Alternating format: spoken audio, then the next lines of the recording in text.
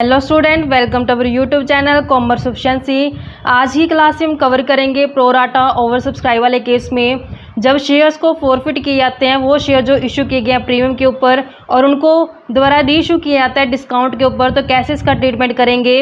इससे पहले वाली क्लास में मैंने आपको हर एक टॉपिक बिल्कुल कंसिस्टेंसी से कवर कराया हुआ है। अगर अभी तक आपने लास्ट वीडियोज़ नहीं देखे ताकि आपके स्टडी में कंसिस्टेंसी बनी रहे। अगर अभी तक आपने मेरे चैनल कॉमर्स एफिशिएंसी को सब्सक्राइब नहीं किया, सब्सक्राइब कीजिए ताकि जब भी मैं न्यू वीडियोस अपलोड करूं सबसे पहले नोटिफिकेशन आपके पास जाए, आप वीडियोस को सबसे पहले देखें और आपकी स्टडी बूस्टअप हो। स्टेटमेंट कवर करते हैं। स्टेटमेंट में लिखा है, राजेश लिमिटेड ने प्रोस्पेक्टस इशू किया है इनवाइट करने के लिए एप्लीकेशन 3 लाख शेयर्स की। यानी कि यहाँ पे पब्लिक ने जो ऑफ़र किया वो 3 लाख शेयर्स ऑफ़र किए गए हैं। 10 रुपये उसकी फेस वैल्यू, 4 रुपये उसके ऊपर प्रीमियम है। Application allotment first call, second and final call के ऊपर मंगवाया गया है। जो एप्लीकेशन रिसीव हुए वो 383 ऑफर हैं। 380 यानी 80,000 से ओवर सब्सक्राइब हो चुके हैं शेयर और प्रो राटा अलॉटमेंट दे दी जाएगी जो 350 शेयर्स अप्लाई किए जिन्होंने। It was decide to utilise, कहते हैं यहाँ पे जो एक्सेस एप्लीकेशन मनी आती है उसको यूटिलाइजेशन किया जाएगा अलॉटमेंट के साथ। एक्स जिसके पास 6,000 शेयर अलॉट किए गए हैं फेल हो गया पे करने के लिए अलॉटमेंट मनी और उसके शेयर्स को फॉरफिट कर लिया गया अलॉटमेंट के बाद ही। नेक्स्ट वाई जिसने अप्लाई किया हुआ है तो इसके अलॉटेड शेयर कैलकुलेट करने पड़ेंगे हमें। 10,500 इसने अप्लाई किया था, शेयर फेल हो गए पे करने के लिए दोनों कॉल को। इसके फेलियर्स के कारण इसके शेयर्स को फॉरफिट कर लिया गया।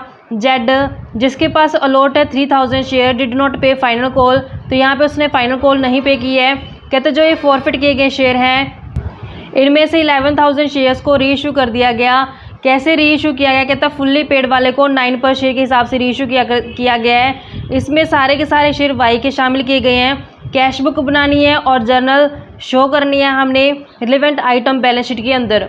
तो जैसे जैसे हमें क्वेश्चन में स्टेटमेंट बोली है वैसे वैसे हम कवर करते हैं इसको। फेस वैल्यू जो गिवन है शेयर की वह 10 रुपये, इसके 4 हिस्से कर दिए गए। Application, allotment, first call and final call. तो एप्लीकेशन मंगवाई है, अलॉटमेंट मंगवाई गई है, first call and then final call करके मंगवाया गया है। तो यहाँ पे मार्केट वैल्यू गिवन है, market value with premium given है 4, 3, 4 और 3। यहाँ से अगर मैं सिक्योरिटी प्रीमियम माइनस कर दूँ 1, 1, 1, 1 तो यहाँ पे हमारे पास फेस वैल्यू आ जाएगी। मार्केट वैल्यू में से जब सिक्योरिटी प्रीमियम हटा दिया जाता है तो फेस वैल्यू आती है 3, 2, 3 और 2।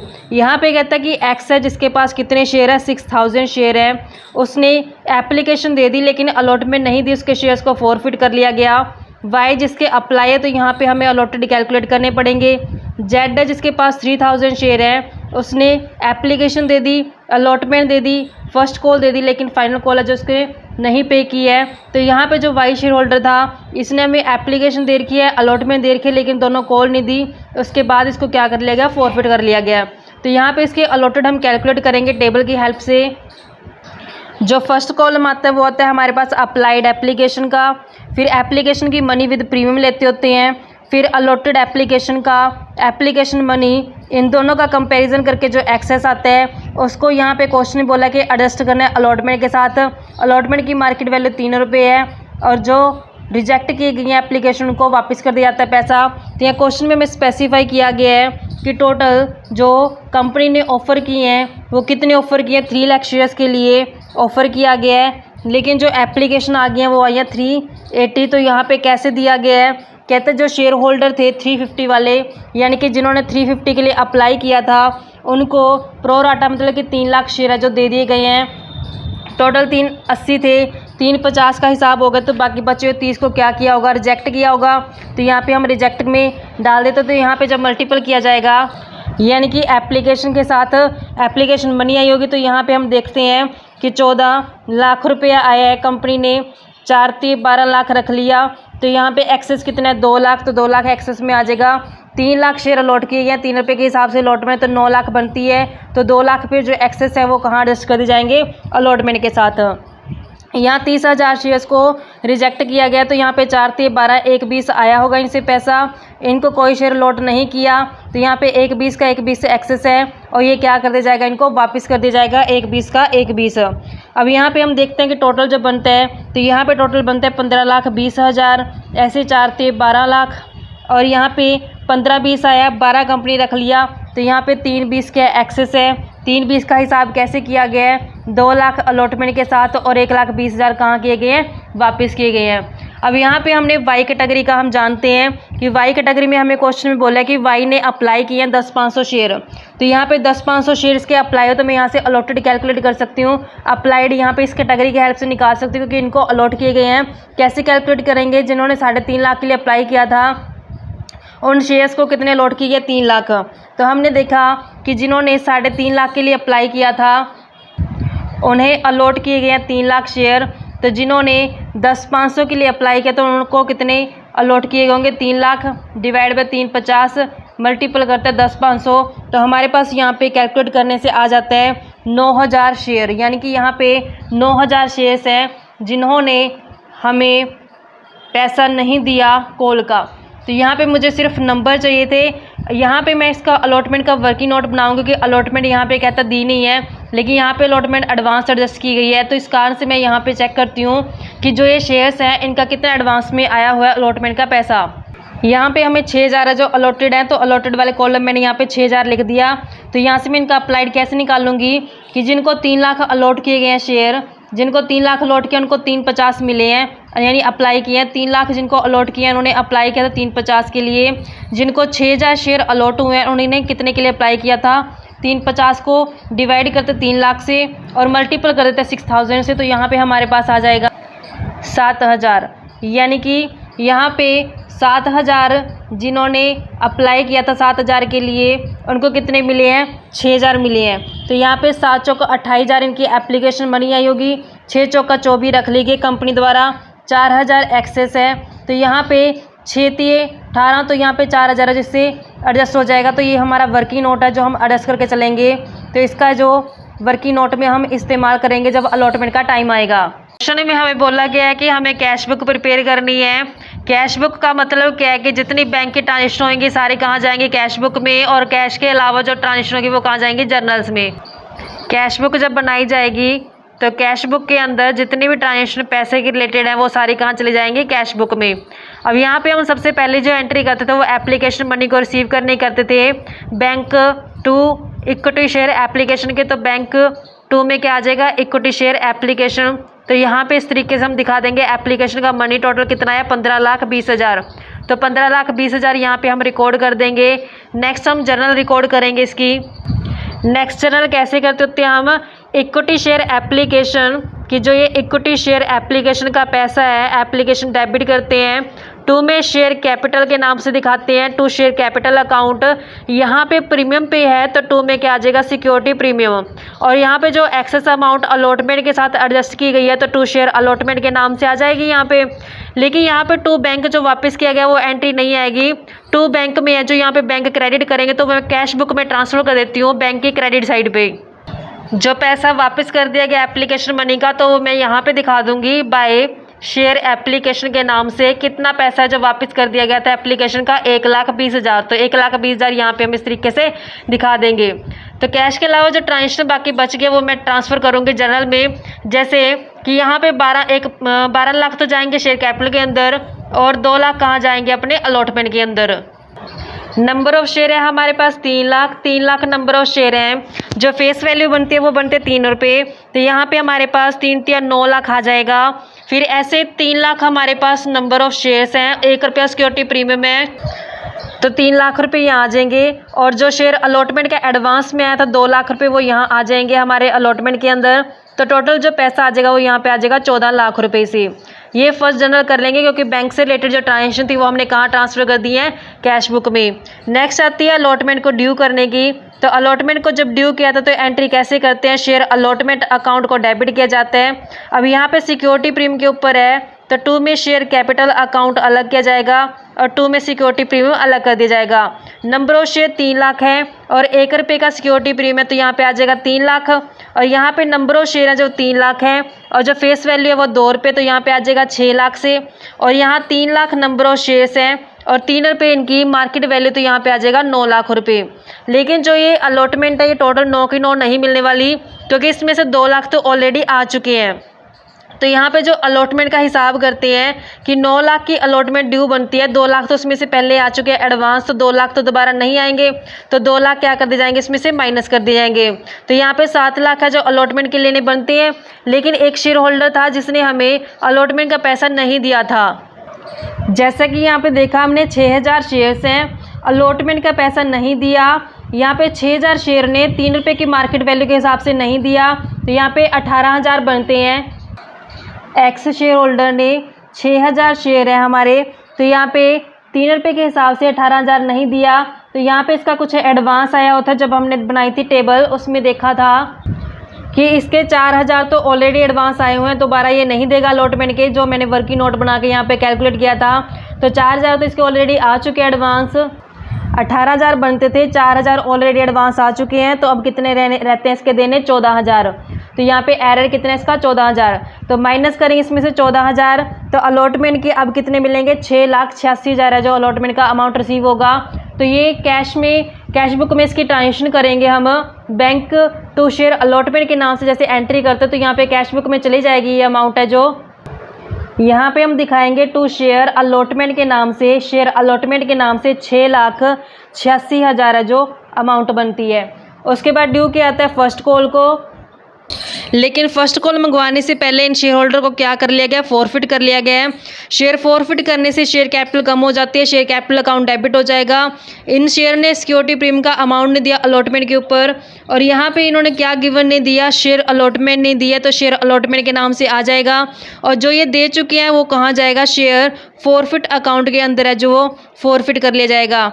6000 नंबर ऑफ शेयर है, यहाँ से सिर्फ एप्लीकेशन और अलॉटमेंट के मंगवाए गए हैं। यहाँ पे 3 रुपये एप्लीकेशन पे, 2 रुपये अलॉटमेंट के, टोटल कितने मंगवाए, सिर्फ 5 रुपये मंगवाए गए हैं। 30,000 यहाँ पे आ जाएगा। 6000 शेयर हैं, इन्होंने 1 रुपया अलॉटमेंट की सिक्योरिटी प्रीमियम नहीं दिया। 6000 तो यहाँ पे इन्होंने अलॉटमेंट का कितना रुपया नहीं देखा, 14000, तो जो यहाँ पे दिया इन्होंने वो क्या कर लिया जाएगा, फॉरफिट कर लिया जाएगा।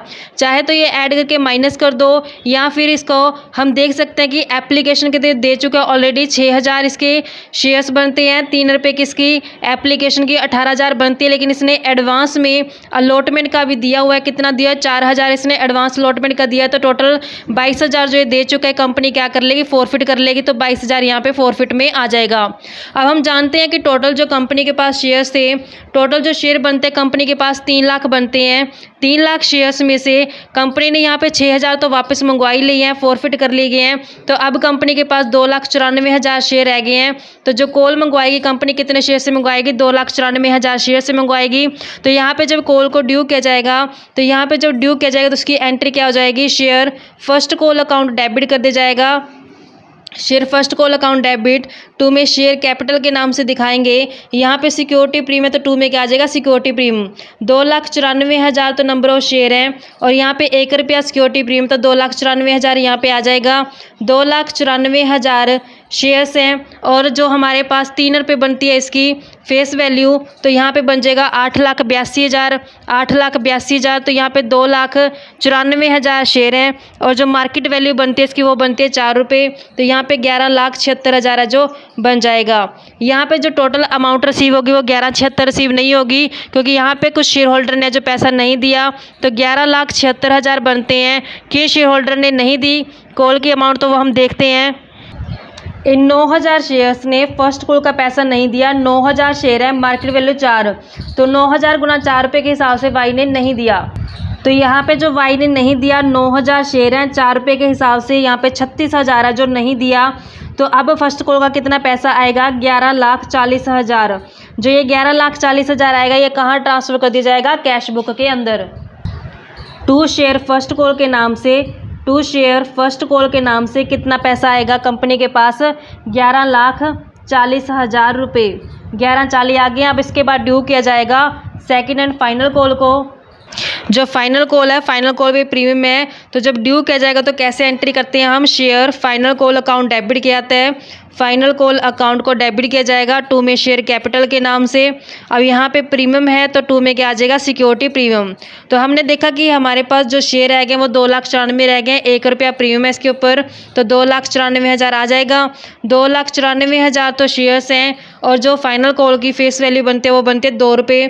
तो यहाँ पे जब हम मल्टीपल करेंगे तो आ जाएगा 5,88,000 रुपया। 2,94,000 शेयर्स हैं, मार्केट वैल्यू बनते 3 रुपये। तो यहाँ पे जब मल्टीपल करेंगे तो हमारे पास आ जाएगा 8,82,000 रुपया। लेकिन जो बैंक है वो टोटल हमें 882 नहीं मिलने वाली, क्योंकि 2 शेयर होल्डर ने जो पैसा नहीं दिया। तो 8,82,000 में एक शेयर होल्डर है जो वाई है, एक जेड है जिसने नहीं दिया। वाई के पास जो नंबर ऑफ शेयर्स थे हमने अभी देखा था पीछे कितने नंबर ऑफ शेयर है उनके पास। वाई के पास 9,000 शेयर हैं और जेड के पास 3,000 शेयर है, और दोनों ने हमें फाइनल कॉल का पैसा नहीं दिया। 9,000 गुना में 3 रुपये के हिसाब से, 3,000 गुना में 3 रुपये के हिसाब से। तो 9,000 शेयर हैं और इसके पास 3,000 शेयर हैं। तो इन्होंने मार्केट वैल्यू 3 रुपये के हिसाब से नहीं दिया। इसने 9×3 = 27 नहीं दिया, इसने 3×9 नहीं दिया। तो यहाँ पे देखा जाए तो टोटल 36,000 रुपये जो नहीं मिला। तो 36,000 जब माइनस करके हम देखेंगे कि 8,82,000 बनता था, 36 नहीं मिला, तो मिला कितने, 8,46,000। चाहो तो ये नंबर ऑफ शेयर्स को ऐड करके 3 से मल्टीपल कर दो तब भी 36 आएगा, या फिर अलग अलग करके दिखा दो तब भी 36 आएगा, कोई फ़र्क नहीं पड़ेगा इसके सोल्यूशन के ऊपर। तो जब यहाँ पे हमने 8,86,000 ये जो पैसा रिसीव होगा तो ये कहाँ ट्रांसफ़र करेंगे, कैश बुक के अंदर। 2 शेयर फाइनल कॉल के नाम से यहाँ पे हम दिखा देंगे, शेयर फाइनल कॉल के नाम से कितना पैसा रिसीव होगा, 8,46,000 रुपये जो फाइनल कॉल के कंपनी को रिसीव हो जाएंगे। उसके बाद कहता है कि इनके शेयर्स को क्या कर लिया गया, फॉरफिट कर लिया गया है। जैसे कि हमें यहाँ पे दिखाया था कि इनके शेयर्स ने, जिन्होंने फाइनल कॉल नहीं दी 9,000 शेयर्स ने, 9,000 शेयर्स को क्या कर लिया जाएगा, फॉरफिट कर लिया जाएगा। जब शेयर फॉरफिट किए जाते हैं तो शेयर कैपिटल कम हो जाते हैं, तो एंट्री क्या करते हैं, शेयर कैपिटल अकाउंट डेबिट हो जाता है। इन्होंने सिक्योरिटी प्रीमियम भी नहीं दिया, सिक्योरिटी प्रीमियम डेबिट हो जाएगा। एक तो इन्होंने शेयर फर्स्ट कॉल नहीं दी, फर्स्ट कॉल के नाम से दिखा देंगे। एक शेयर फाइनल कॉल नहीं दी तो फाइनल कॉल से नाम से दिखा देंगे। जो ये पैसा दे चुके हैं एप्लीकेशन अलॉटमेंट का, वो कहाँ चला जाएगा, शेयर फॉरफिट अकाउंट में। अब इनके पास 9,000 शेयर थे, टोटल 10 के 10 रुपये मंगवाए गए तो 90,000 यहाँ पे आ जाएगा। 9,000 शेयर थे, इन्होंने दोनों कॉल नहीं दी हमारी, फर्स्ट एंड फाइनल कॉल, तो दोनों के ऊपर 1-1 रुपया प्रीमियम है, तो 2 कॉल के ऊपर कितना आ जाएगा, 2 रुपये प्रीमियम। तो यहाँ पे 18,000 आ जाएगा, क्योंकि फर्स्ट कॉल के ऊपर भी 1 रुपया प्रीमियम नहीं दिया, सेकंड कॉल का भी इन्होंने 1 रुपया प्रीमियम नहीं दिया, तो टोटल 2 रुपये प्रीमियम है जो इन्होंने नहीं दिए। इनके पास 9,000 शेयर से, और जो फर्स्ट कॉल के बनते हैं वो बनते हैं 4 रुपये। तो यहाँ पे 36,000 तो इन्होंने फर्स्ट कॉल के नहीं दिए, 9,000 शेयर्स हैं जो, और फाइनल कॉल के 3 रुपये नहीं दिए, तो यहाँ पे 27,000 है जो फाइनल कॉल के इन्होंने नहीं पे किए। तो जो ये दे चुके हैं हमें एप्लीकेशन और अलॉटमेंट, वो क्या कर ली जाएगी, फॉरफिट कर ली जाएगी। 9,000 शेयर्स हैं, 3 रुपये तो एप्लीकेशन की फेस वैल्यू दे दी, 2 रुपये अलॉटमेंट की फेस वैल्यू दे दी, टोटल 5 रुपये दे चुके हैं। 5 रुपये 45,000 क्या कर ले जाएंगे, इनके फॉरफिट कर ले जाएंगे। अब नेक्स्ट हमें क्वेश्चन में बोला है कि जो ये शेयर्स फॉरफिट किए गए हैं, इन फॉरफिट शेयर्स में से 11,000 शेयर्स को आगे क्या कर दिया गया, रीइश्यू कर दिया गया है। तो कहता है जो ये फॉरफिट किए गए थे शेयर्स, इन फॉरफिट किए हुए शेयर्स में से 11,000 शेयर्स को आगे रीइश्यू कर दिया गया। कैसे रीइश्यू किया गया है, कहते हैं कि पर शेयर, यानी कि फुल्ली पेड को 9 पर शेयर के हिसाब से किया है, फुल मतलब 10 वाले को 9 के हिसाब से रीइश्यू कर दिया गया है। अब जब रीइश्यू किया जाता है तो कंपनी के पास बैंक आता है, तो जो बैंक की एंट्री वो कहाँ ट्रांसफ़र कर देंगे, कैश बुक में करेंगे। कितना बैंक आएगा, 11,000 शेयर हैं, 9 रुपये के हिसाब से 99,000 क्या होगा, कैश रिसीव होगा, तो ये कहाँ जाएगा, कैश बुक के अंदर। तो यहाँ पे 2 शेयर कैपिटल के नाम से हम दिखाएंगे, शेयर कैपिटल के नाम से 11,000 शेयर थे, 9 रुपये में उन्होंने रीइश्यू किया है, तो 99,000 से कहाँ जाएगा, यहाँ पे कैश बुक के अंदर। अब यहाँ पे डिस्काउंट किया गया तो डिस्काउंट की एंट्री कहाँ जाएगी, जर्नल्स में। यहाँ पे जब 10 वाले शेयर को 9 में रीइशू किया गया तो 1 रुपये के अगर डिस्काउंट, तो एंट्री कैसे करते हैं, शेयर फॉरफिट डेबिट हो जाएगा 2 में शेयर कैपिटल के नाम से हम इसको दिखाएंगे, क्योंकि जब हम करते हैं ना bank account debit share forfeit 2 share capital, तो बैंक की एंट्री तो हमने कैश बुक में ट्रांसफर कर दी, तो यहाँ पे सिर्फ डिस्काउंट की जाएगी 11,000 नंबर ऑफ शेयर्स है, 1 रुपये डिस्काउंट, तो यहाँ पे 11,000 से जो आ जाएगा। अब मेन आता है कि जो ये रीइशू किए गए शेयर हैं, रीइशू किए गए जो ये 11,000 शेयर हैं, इनमें शेयर किसके शामिल किए गए हैं, तो यहाँ क्वेश्चन में भी डिफाइन किया गया कि जो ये 11,000 शेयर रीइशू किए गए हैं, इनमें जो सारे के सारे वाई के शेयर शामिल किए गए हैं, वाई के शेयर सारे शामिल किए गए हैं, तो यहाँ पे एक्स और वाई 2 शेयर्स को फॉरफिट किया गया है। तो यहाँ पे वाई के शेयर थे जो टोटल वो बनते थे 9,000, तो 9,000 अगर वाई के शेयर लेके गया है तो टोटल तो 11 है, तो 2,000 शेयर किसके होंगे, फिर इसके एक्स के होंगे।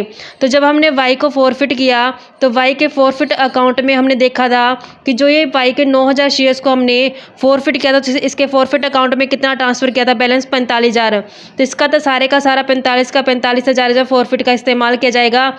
लेकिन जब हमने 2,000 शेयर्स को फॉरफिट किया था, इसके फॉरफिट अकाउंट में हमने जो बैलेंस ट्रांसफ़र किया था, तो यहाँ पे हमने 22,000 है जो फॉरफिट अकाउंट में ट्रांसफ़र किया था, लेकिन ये तो 6,000 शेयर के पीछे है, तो हमने तो सिर्फ इसके कितने शेयर इशू किए हैं, 2,000, तो 2,000 का हम यहाँ से कैलकुलेट कर सकते हैं। हमने देखा कि इसके फॉरफिट अकाउंट में 22,000 हैं, तो 22,000 तो टोटल 6,000 शेयर के पीछे है, इसके तो सिर्फ कितने शेयर इशू किए गए हैं, 2,000, तो 2,000 शेयर्स का हम कैलकुलेट कर लें तो हमारे पास आ जाएगा 7,333 आ जाएगा, 45,000 फॉरफिट का बैलेंस, और ये यहाँ पे 7,333 इसका आ गया, तो टोटल कितना आ गया, प्लस करके हम देखेंगे 11,000 शेयर के पीछे, तो 52,333 आ जाएगा, तो ये टोटल फॉरफिट का बैलेंस आ गया।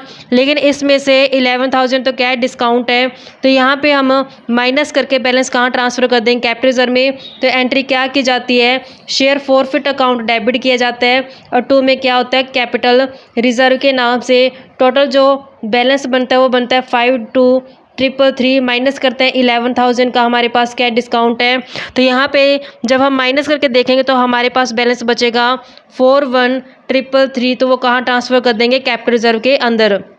तो इस तरीके से इसकी जर्नल्स थी। अब हम कैश बुक का टोटल करते हैं।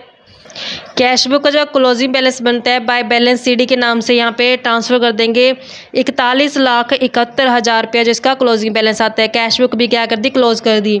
अब यहाँ पे हम बैलेंस शीट प्रिपेयर करते हैं। बैलेंस शीट में कैसे दिखाएंगे इसे, सबसे पहले ऑथराइज्ड कैपिटल आती है। ऑथराइज्ड कैपिटल हमें क्वेश्चन में गिवन नहीं है, तो ऑथराइज्ड कैपिटल को हम छोड़ दें कॉलम को। उसके बाद आती है नेक्स्ट, हमने कितना इशूड किया है इस ऑथराइज में से।